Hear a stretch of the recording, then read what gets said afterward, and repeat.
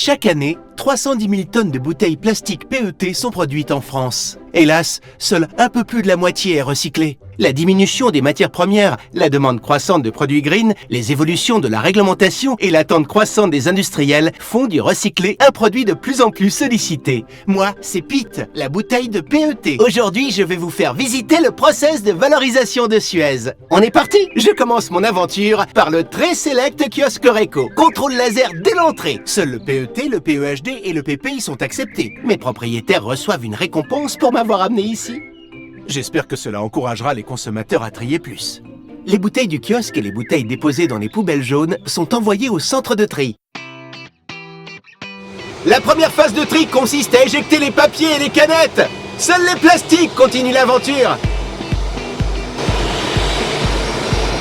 Juliette fait un dernier contrôle visuel avant le départ. Youhou! Les déchets sélectionnés prennent la direction de l'usine de recyclage des plastiques de Suez, le centre de sélection et d'entraînement des meilleurs éléments.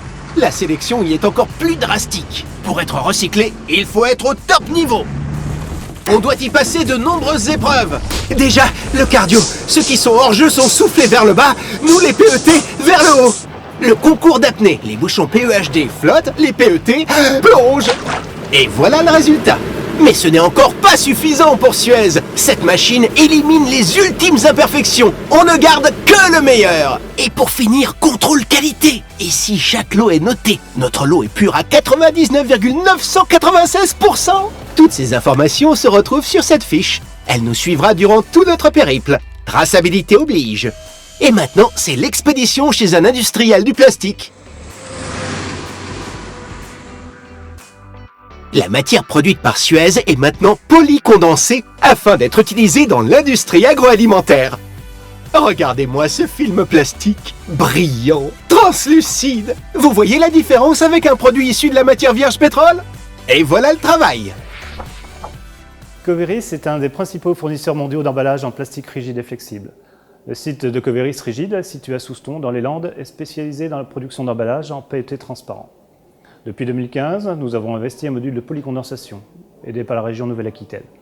Aujourd'hui, grâce à cet investissement, nous produisons des emballages contact alimentaires transparents à partir de matières recyclées, collectées dans le Grand Sud-Ouest par notre partenaire, Suez, tout proche d'ici à Bayonne.